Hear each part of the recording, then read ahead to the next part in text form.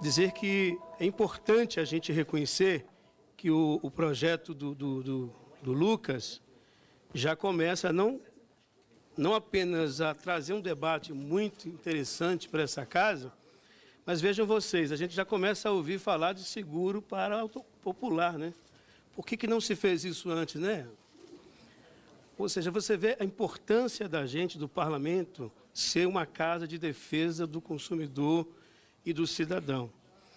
E me preocupa, né, eu acho que a fala da Ana Carolina sintetiza o sentimento de nós parlamentares aqui, de que há que se reconhecer que você tem 3 tipos de atividades que estão sendo, talvez, se digladiando uma com a outra aqui, mas elas podem perfeitamente caminhar dentro de uma regulação em que você tenha seguro empresarial, em que você tenha seguro mútuo, seja ele por cooperativas de seguro ou por entidades associadas, né? Associações. Mas me preocupa quando eu vejo, às vezes, alguns expositores usar uma matéria de um jornal para dizer, olha, essa atividade praticada pelas associações é criminosa, ou ela é de furto, ou de práticas lesivas. E nós temos o mesmo fato acontecendo também, e a gente viu aqui alguns internautas mostrando que houve também lesão, foram lesados através de seguradoras.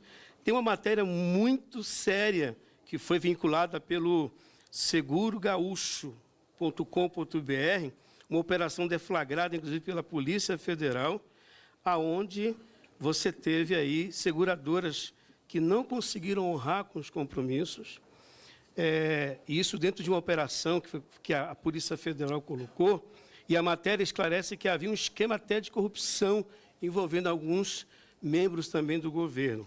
Ou seja, toda entidade precisa ser regulada e ela tem que fazer o que a senhora disse aqui, responsabilidade na hora de executar e de oferecer um serviço para o consumidor.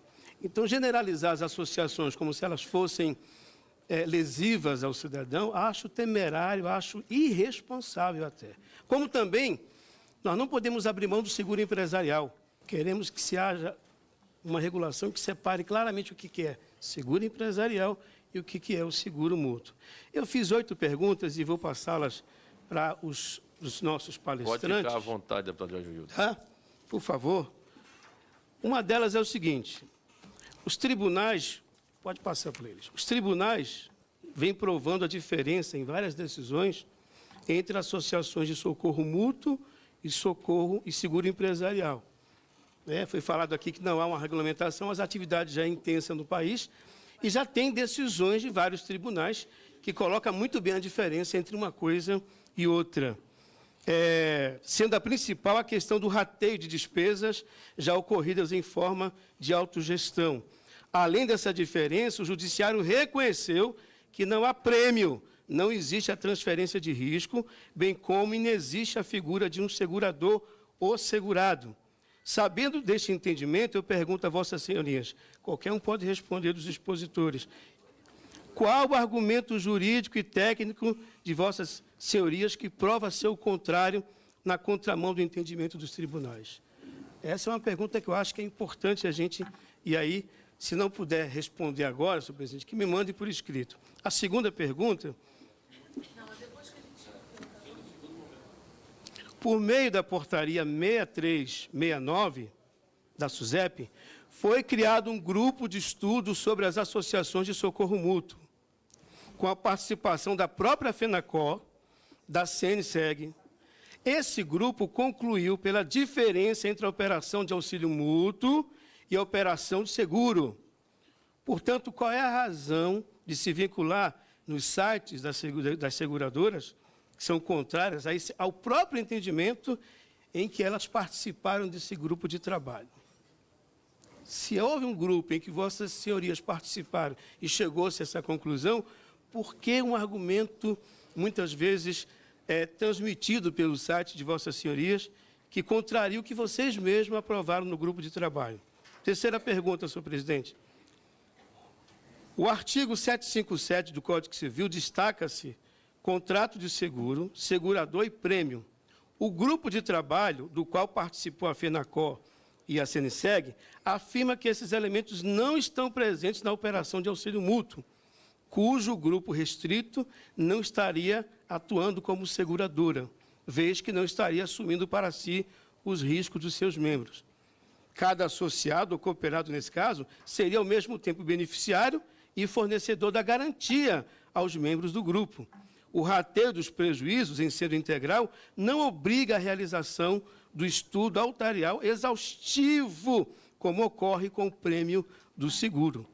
A contribuição para o fundo próprio não se enquadraria como prêmio, pois não seria um preço correspondente à transferência de risco.